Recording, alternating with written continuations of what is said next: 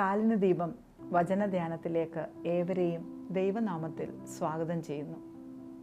സർവശക്തനായ ദൈവത്തിൻ്റെ വിശ്വസ്തത, കരുതൽ പാളയത്തിനകം വരെ എത്തുന്നുള്ള ദൈവിക സത്യമാണ് ഇന്ന് പകൽക്കാലത്തെ ധ്യാന വിഷയം.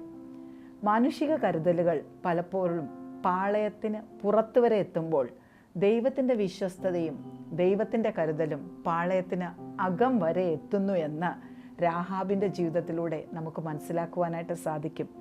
ഇതിനാധാരമായിരിക്കുന്നത് പഴയ നിയമത്തിലെ യോശുവയുടെ പുസ്തകത്തിലെ 2-ാം അധ്യായത്തിൽ യോശുവയും കൂട്ടരും യെരിഹോ പട്ടണം ഒറ്റുനോക്കുവാനായിട്ട് എത്തുമ്പോൾ രാഹാബ് അവർക്ക് ഇടം കൊടുക്കുകയും പകരം രാഹാബിനും കുടുംബത്തോടും അവർ ദയ കാണിക്കുകയും ചെയ്യുന്ന സംഭവ പശ്ചാത്തലമാണ്. യെരിഹോ പട്ടണം ഒറ്റുനോക്കുവാനായിട്ട് 2 ചാരന്മാർ വരുമ്പോൾ അവർക്ക് വേണ്ട ഒത്താശകൾ ചെയ്തു കൊടുക്കുവാനും അവരെ സുരക്ഷിതമായി പാർപ്പിക്കുവാനുമായി ദൈവം തിരഞ്ഞെടുത്തിരിക്കുന്നത് ലോകപ്രകാരം ഒട്ടും സാധ്യതയില്ലാത്ത രാഹാബിനെയാണ്.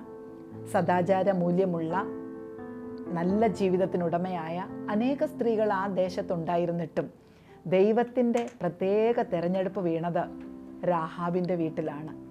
ഇത് നമുക്കറിയാം. മനുഷ്യൻ പുറമേ നോക്കുമ്പോൾ ദൈവം അകമേ ഉള്ളത് നോക്കുന്നു. രാഹാബ് തൻ്റെ ജീവൻ പോലും പണയപ്പെടുത്തിയിട്ട് ദൈവിക പദ്ധതിക്ക് വേണ്ടി തൻ്റെ തല വരെ വെച്ചു കൊടുക്കുവാൻ തയ്യാറായിട്ടുള്ള ഒരു സ്ത്രീ രത്നമാണെന്ന് ദൈവത്തിന് മനസ്സിലായി. അതിന് കാരണം അവൾക്കൊരു പ്രത്യാശയുണ്ടായിരുന്നു. അവൾ പറയുന്നു, യഹോവ ഈ ദേശം നിങ്ങൾക്ക് തന്നിരിക്കുന്നു എന്ന 2-ാം അധ്യായത്തിൽ അവൾ സംഖ്യാപുസ്തകം 2-ാം അധ്യായത്തിൽ പറയുന്നുണ്ട്.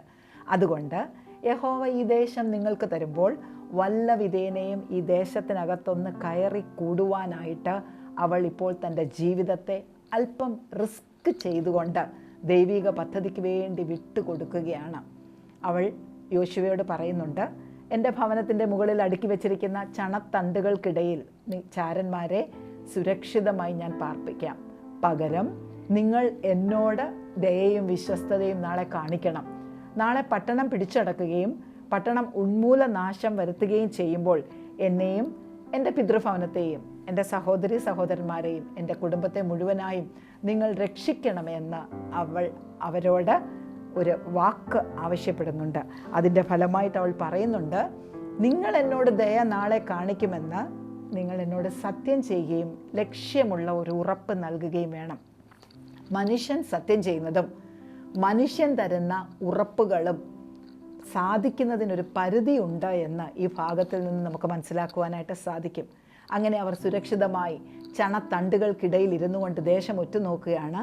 പിന്നീട് 6-ാം അധ്യായത്തിൽ ദേശം അവർ പിടിച്ചടക്കുകയാണ്. യോശുവയും കൂട്ടരും പിടിച്ചടത്ത് ആ ദേശത്തെ നാശം വരുത്തുമ്പോൾ, അല്ലെങ്കിൽ സംഹാരത്തിന് അടിമപ്പെടുത്തുമ്പോൾ, ഉന്മൂലനാശം വരുത്തുമ്പോൾ അവർ ആ സത്യമോർത്തു, അവൾക്ക് കൊടുത്ത ഉറപ്പുള്ള ലക്ഷ്യമോർത്തുകൊണ്ട് അവളെയും കുടുംബത്തെയും പുറത്തു കൊണ്ടുവന്നു. അവിടെ വ്യക്തമായി പറയുന്നുണ്ട്, അവളെയും കുടുംബത്തെയും അവർ പുറത്തു കൊണ്ടുവന്ന് ഇസ്രയേൽ പാളയത്തിന് പുറത്ത് പാർപ്പിച്ചു. യോശുവയുടെ കരുതൽ രാഹാബിനെ എത്തിക്കുന്നത് ഇസ്രയേൽ പാളയത്തിന് പുറത്താണ്. 6-ാം അധ്യായത്തിൻ്റെ 23-ാം വാക്യം, അവൾക്കുള്ള സകലത്തെയും പുറത്തു കൊണ്ടുവന്ന് അവളുടെ എല്ലാ ചാർച്ചക്കാരെയും പുറത്ത് കൊണ്ടുവന്ന് ഇസ്രയേൽ പാളയത്തിന് പുറത്ത് പാർപ്പിച്ചു. യോശുവ വാക്കുപാലിച്ചു. ആ വാക്കിൻ്റെ അടിസ്ഥാനത്തിൽ രാഹാബിനെയും കുടുംബത്തെയും പാളയത്തിന് പുറത്ത് കൊണ്ടുവന്ന് പാർപ്പിച്ചു. യോശുവ അപ്രകാരം ഇസ്രയേൽ പാളയത്തിന് പുറത്ത് അവരെ അക്കോമഡേറ്റ് ചെയ്യുന്നതിന് ഒരുപാട് ന്യായങ്ങൾ ഉണ്ടായിരിക്കും. അന്നത്തെ സാമൂഹിക വ്യവസ്ഥ, ജാതി വ്യവസ്ഥ, ഇതൊക്കെയും ഇതിനനുകൂലമായ ഘടകങ്ങളായിരിക്കും അവരെ ഇസ്രയേൽ പാളയത്തിനകത്ത്, ഇസ്രയേൽ ക്യാമ്പിനകത്തേക്ക് പ്രവേശിക്കുന്നതിന് തടസ്സമായി ഒരുപാട് ഘടകങ്ങൾ ഉള്ളത് കൊണ്ടായിരിക്കാം രാഹാബിനെയും കുടുംബത്തെയും പാളയത്തിന് പുറത്ത് കൊണ്ടുവന്ന് താമസിപ്പിച്ചത്.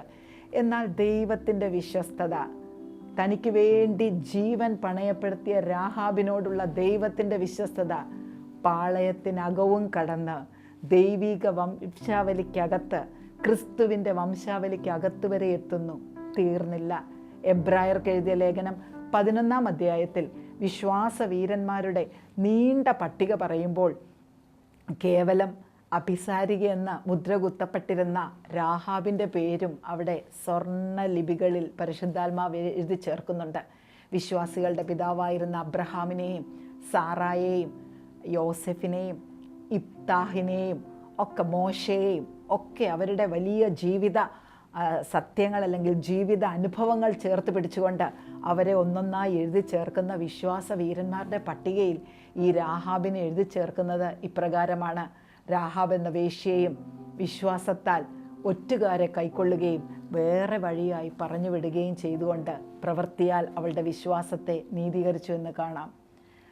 വിശുദ്ധ മത്തായി എഴുതിയ സുവിശേഷം 1-ാം അധ്യായത്തിൽ യേശുവിൻ്റെ ഫാമിലി ട്രീ, യേശുവിൻ്റെ കുടുംബവൃക്ഷം, അതായത് യേശുവിൻ്റെ വംശാവലി പറയുമ്പോൾ 5-ാം അധ്യായത്തിലും രാഹാബിനൊരിടമുണ്ട്. അതായത് ദൈവത്തിൻ്റെ വിശ്വസ്തത രാഹാബിനെ പാളയത്തിന് പുറത്തുനിന്ന് യേശുവിൻ്റെ വംശാവലിക്ക് അകത്തേക്ക് കൊണ്ടുവരികയാണ്. 5-ാം അധ്യായത്തിൽ ഇപ്രകാരം പറയുന്നു: ശൽമോൻ രാഹാബിൽ ബോവസിനെ ജനിപ്പിച്ചു. ആരാണ് ഈ ശൽമോൻ?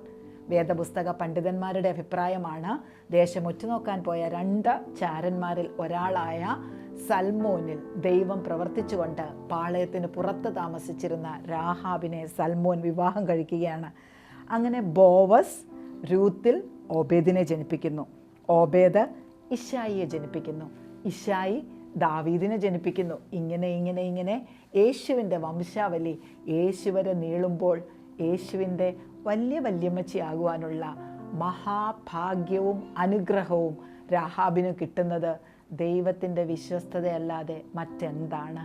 മനുഷ്യൻ്റെ കരുതലുകളും മനുഷ്യൻ തരുന്ന ലക്ഷ്യങ്ങളും മനുഷ്യൻ തരുന്ന ഉറപ്പുകളും ചിലപ്പോൾ നിയമ തടസ്സങ്ങൾക്കകത്ത് അല്ലെങ്കിൽ നിയമ കുടുക്കുകൾക്കകത്ത് പെട്ട് പാളയത്തിന് പുറത്തുവരെ എത്തുമ്പോൾ ദൈവത്തിൻ്റെ മാറ്റമില്ലാത്ത വിശ്വസ്തത നമ്മെ പാളയത്തിനകവും കടന്ന് ദൈവിക കുടുംബത്തിനകത്ത് വരെ എത്തുന്നുള്ള വേദപുസ്തക സത്യമാണ് രാഹാബിൻ്റെ ജീവിതത്തിലൂടെ നമുക്ക് മനസ്സിലാക്കുവാനായിട്ട് കഴിയുന്നത്. അവൻ ആർക്കും കടക്കാരനല്ല. ദൈവിക പദ്ധതികൾക്ക് വേണ്ടി ചുമല് കൊടുക്കുന്നവനെ അവൻ ഒരിക്കലും മറന്നു പോകാറില്ല. ദൈവത്തിൻ്റെ കൂടെ ചേർന്ന് നിന്നുകൊണ്ട് ഈ ഭൂമിയിൽ ദൈവരാജ്യ കെട്ടുപണിക്ക് വേണ്ടി തങ്ങളുടെ സമയങ്ങളും തങ്ങളുടെ വിഭവങ്ങളും തങ്ങളുടെ ജീവനെയും വിട്ടുകൊടുക്കുന്നവരെ ദൈവം ഒരു കാലത്തും മറന്നു പോകുവാൻ തക്കവണ്ണം അനീതിയുള്ള ദൈവമല്ല. അവൻ്റെ വിശ്വസ്തത തലമുറയോളം ഉണ്ട് എന്ന വചനം കാണിക്കുന്നു. ദൈവനാമത്തിൽ നാം ചെയ്യുന്ന ചെറുതും വലുതുമായ ഓരോന്നിനും ദൈവത്തിൻ്റെ വിശ്വസ്തത നീതിയായിട്ട് ഉറപ്പുള്ള ലക്ഷ്യമായിട്ട് നമ്മുടെ കുടുംബങ്ങളിലേക്ക് എത്തിച്ചേരും. അങ്ങനെയാണ് രാഹാബ് യേശുക്രിസ്തുവിൻ്റെ വംശാവലിക്കകത്ത് എത്തിച്ചേർന്നത്. ഈ വചനങ്ങളാൽ ദൈവം ഏവരെയും അനുഗ്രഹിക്കട്ടെ. നമുക്ക് പ്രാർത്ഥിക്കാം. സ്നേഹവാനായ നല്ല ദൈവമേ യേശുവേ, ഇന്ന് പ്രഭാതത്തിലും നിൻ്റെ മാറ്റമില്ലാത്ത വിശ്വസ്തതയെക്കുറിച്ച് ധ്യാനിക്കുവാൻ ഞങ്ങൾക്ക് തന്ന വലിയ ഭാഗ്യാവസ്ഥയ്ക്കായിട്ട് ഞങ്ങൾ അങ്ങേ സ്തുതിക്കുന്നു. അപ്പോൾ നിൻ്റെ വിശ്വസ്തത ഞങ്ങൾക്ക് പരിചയം പലകയുമാണെന്ന് ഞങ്ങൾക്കറിയാം. ദൈവിക പദ്ധതികൾക്ക് വേണ്ടി ദൈവത്തോട് ചേർന്ന് നിന്നുകൊണ്ട് ഞങ്ങളാൽ ആവോളം പ്രവർത്തിക്കുവാൻ ഞങ്ങളെ എല്ലാവരെയും അവിടുന്ന് ഇടയാക്കണമേ. അതിനാൽ ഞങ്ങളെ അഭിഷേകം ചെയ്ത് അയക്കണമേ. യേശുവിൻ്റെ നാമത്തിൽ തന്നെ ആമേൻ.